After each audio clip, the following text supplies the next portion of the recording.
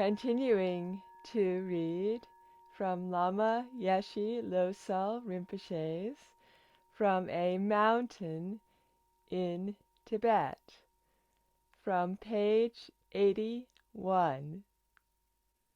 That night, as we feasted, I struggled to grasp that the crisis was past.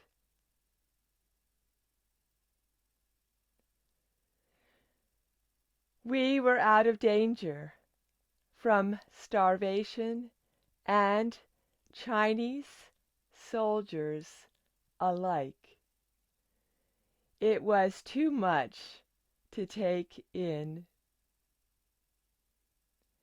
I fell asleep in my customary position next to Jamyang with a terrible stomachache, but so happy that I would wake in safety and with more food to eat.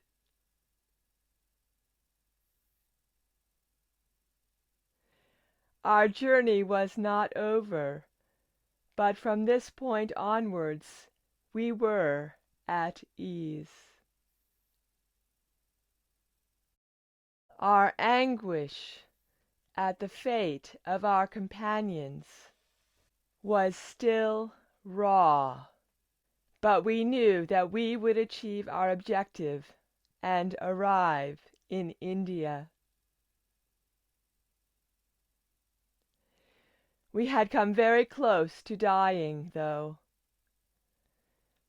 It's possible that we would have stumbled into the nearest village by chance, but the more probable scenario is that we would have died of the effects of starvation if it had not been for that chance encounter between our guide and Jamyang. It still feels almost miraculous to me now, more than 60 years later.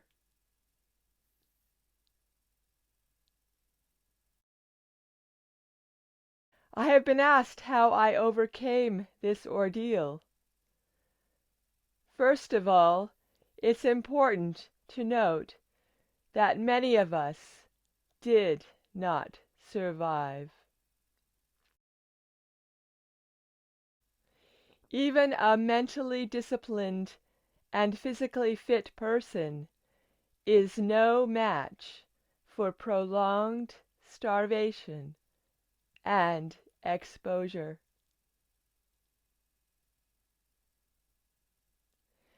Part of the explanation is a practical one. I was traveling with the Lama's group, and we were always protected and provided for as much as possible. We did not eat our fill, even as others were going without, by any means, but the Lama's attendants ensured that there were as many provisions as possible for their masters, and they hung on to those supplies.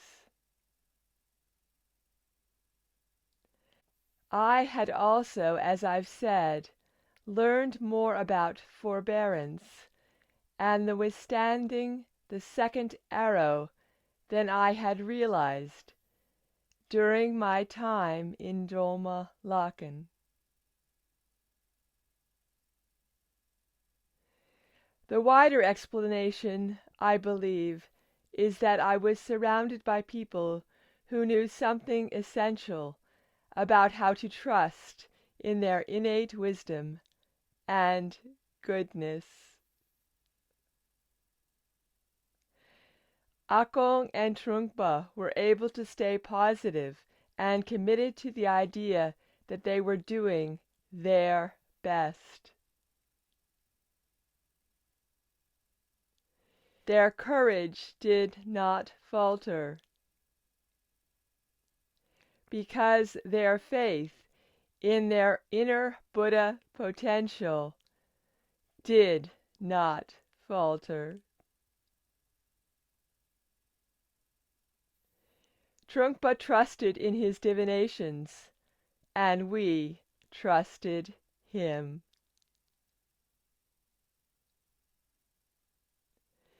There was a collective discipline in the way we were able to stay optimistic and support each other, even when it would have been easy to give in to despair. This inner Buddha potential, or Buddha nature as it is generally called, is that quality of basic goodness, unconditional compassion, and clarity of mind that is the essence of every single person. When we trust in this, we unclench our anxious minds. Everything becomes easier, and we discover that we are capable of more than we ever thought possible. The Buddha told a story that illustrates how easy it is for human beings to miss this vast richness we carry within ourselves. A beggar spent his whole life bemoaning his misery. He had no possessions, only rags for clothes, and he slept on a dung heap at night. Every day he raged about his lack and bemoaned his fate. Eventually he died, without ever discovering that beneath his dung heap was a big nugget of gold. He was always rich beyond his dreams, but he didn't know it. We must not be like the beggar and die without discovering that everything we need is within reach. Each and every one of us is more capable than we know, more courageous, compassionate, and calm. I was too young to embody all this myself during our 8-month journey over the mountains, but I was sustained by it even so. I was surrounded by capable elders and a circle of mutual support. That is something that we can all try to build in our lives. When we offer support to others out of compassion, we are open to their compassionate support. This will sustain us in the tough times and enrich our lives in the good times. There is no need to be a Tibetan Lama to create this way of being. Each one of us, thanks to our Buddha nature, can do so.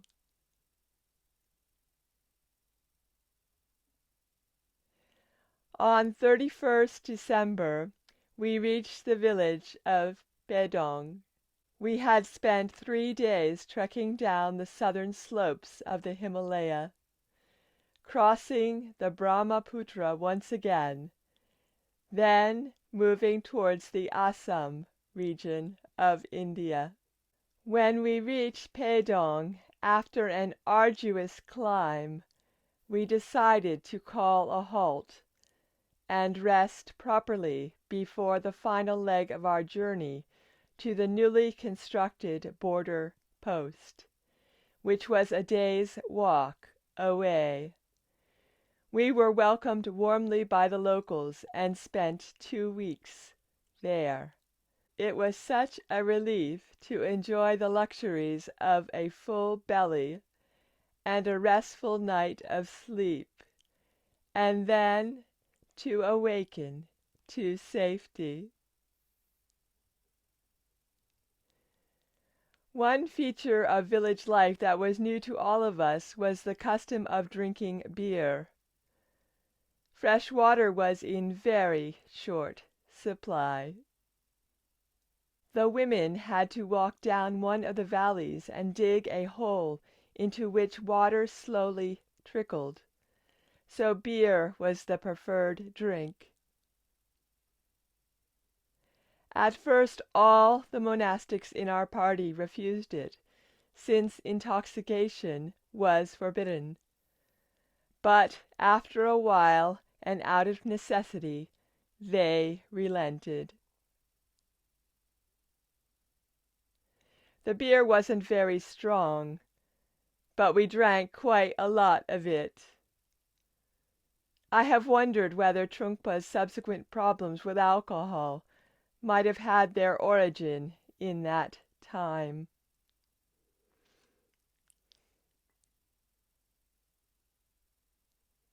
On 17th January 1960, feeling refreshed and renewed, we arrived at the brand new border post between Tibet and India. Next to the Indian soldier's hut was a gleaming white stupa, a domed monument containing sacred relics, which delighted all of us.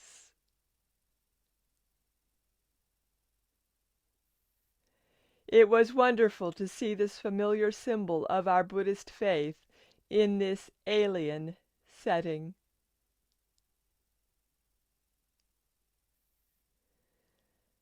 Next to the stupa stood a sentry from the Indian Army who greeted us politely.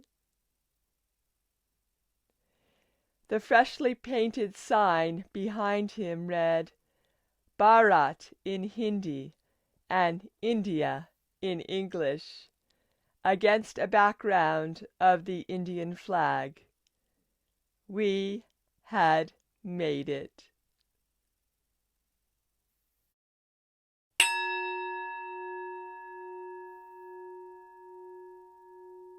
Continuing with our reflections on Lama Yeshe Losal Rinpoche's book. It was good after a hard trekking and starvation, and they got a reward at the end. That was very, very good. And they got a chance to recover, get good food and get their strength back, and get them set for the next journey. Yes. You know. And I'm sure they enjoyed the beer they were drinking. It does sound that way. Yeah. Well, anyway, I had to do it at that time, you know, and the Sangha had to relent.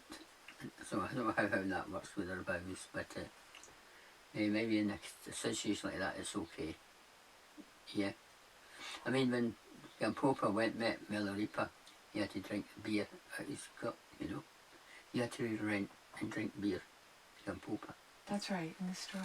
Yeah, so they had to do the same thing here, Mm. right? So, it's good to get a chance to stay for a while. I wonder if what the time they say about a week in the village. 2 weeks. 2 weeks in the village. So maybe Akon or Chumpa may have a chance to give some teachings to the people. I think they were being treated in a very special way, so it's very likely they were giving teachings. Yeah, yeah, I think so too.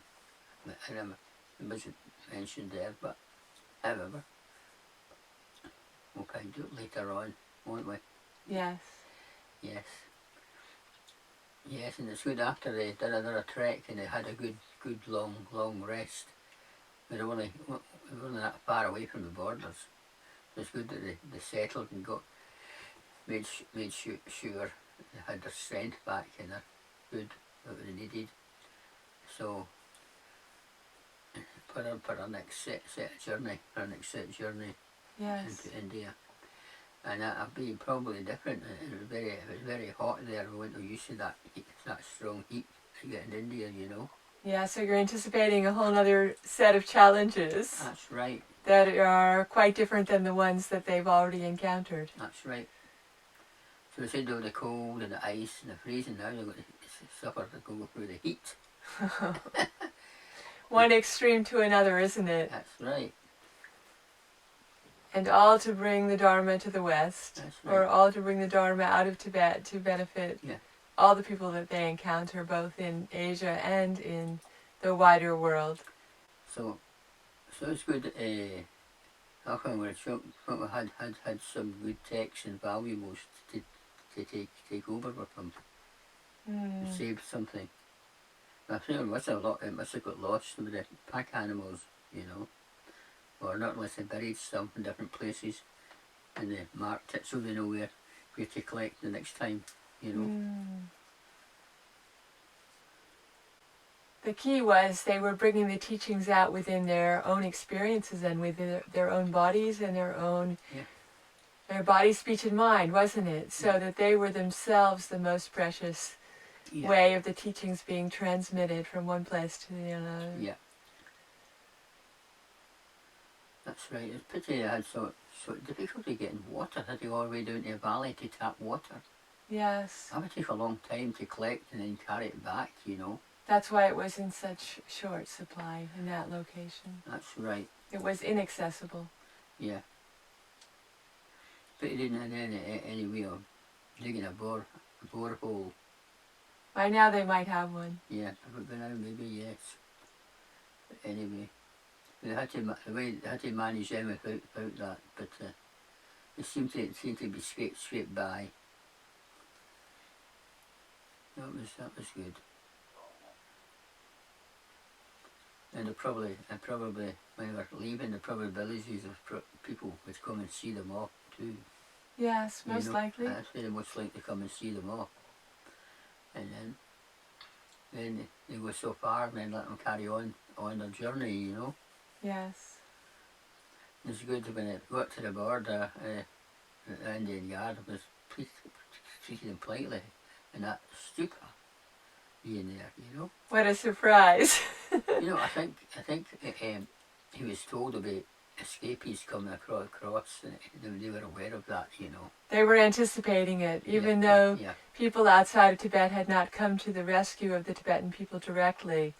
They were readying themselves, those that were caring and understanding the situation, to be prepared or do the best they could to ensure that if they were able to get out of Tibet, that they would be welcomed and taken care of as best they could.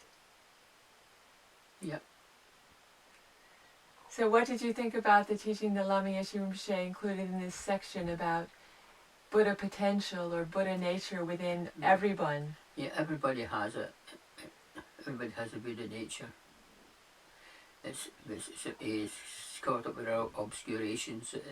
They don't know. It's like the gold under the heap, you know, and like the gold inside us, which is a Buddha nature, which is covered up with obscurations, right? And so it's once these obscurations are removed, Buddha will be revealed, Buddha will show itself, right? So it's a teaching the Buddha gave that has continued to be relevant in our day and age, and the process that people go through when they're on a spiritual path. Yeah. Yes. And also he was saying that in our daily lives, even if people are not Buddhists, that they can improve their outlook and look for the goodness in others, and that will make things easier and make things go more smoothly. Aye, in the village, you know, we're very, very kind, and well, kindness is a way of life, you know. Yes, he said if you're open for the compassion, then it opens the door for others to be compassionate to you. Yes. So it's a way of perceiving the world that is very positive and it is what the spiritual path is asking us to do, isn't it? Yes, it is. To see things from that point of view. Yeah. Instead of dwelling on likes and dislikes and friends and enemies, and looking at everyone. All beings have that Buddha nature. Yes. Well, in their situation, there was no room for any enemies within themselves. They're all supporting each other and helping each other. Yes. And they were showing their kindness to one another and helping one another, which is it paid off. It's a situation brought all this, brings us out to the surface, you know. Yes. And Lama Yeshe Rinpoche appreciated the fact that he had learned so much at Domalakan about how to be in the world. Yeah. Once he got away from it. Yeah. And was able to resist the temptation of having the second arrow disrupt his life with additional suffering to the initial suffering that the first arrow would bring. Yeah. So he's using his story to give us teachings and also set a very important example that makes following the teachings more doable, because he's demonstrating it to us directly, how it can be done. Yes, that's right. So he's inspiring us, isn't he? That's right. To keep going and to continue to look for the Buddha nature or the Buddha potential, whatever we feel we can call it, in every situation that we encounter. There's lots of inspiration to be found from the story. That's right. Right. When people here are having ups and downs, it's really nothing. You know, it gives a chance for people to look at themselves. You know, people think we're bad and stuff, but look at that they went through. You know. It puts it in a perspective, doesn't it? Yeah. And they had decided when they were considering leaving Domalakan what a difference it would make if they stayed behind and the teachings did not go out. So they were doing it for the Dharma. Yes. They were doing it for the positive aspects of the lineage being preserved and shared. Yes. So all that Dharma was strong within them. And had to be strong within them, you know. It sustained them.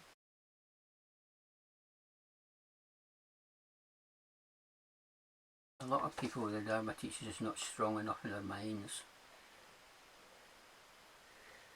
They haven't made fully commitment to it, you know. It takes daily motivation and diligence, doesn't it? Diligence and wisdom is what leads to enlightenment. And joyful effortlessness comes spontaneously after the training of diligence. Yeah. But it is something that we need to be reminded of over and over again, because this is at the heart of the quality of our lives and the quality of our relationships with others. Yes. We have to keep remembering each and every day that those people that surround us have this potential, and that we can see them in that light and try to find a way to make that very real in our experience of them. Mm-hmm. Not just a concept, but actually how we experience their good qualities and their potential. Yes. So it's a tall order. It's that we're being asked to do something that's extremely easy to say, but in terms of our daily reality, it takes a lot of work. It just gives us all something to think about. Yes, very much so. Yeah. So this book is inspirational, and also it's calling us to task, or setting a mark that we need to measure ourselves up by, which is why it's so valuable for us. So I'm going to get this roll here. Okay, since this is the end of a chapter,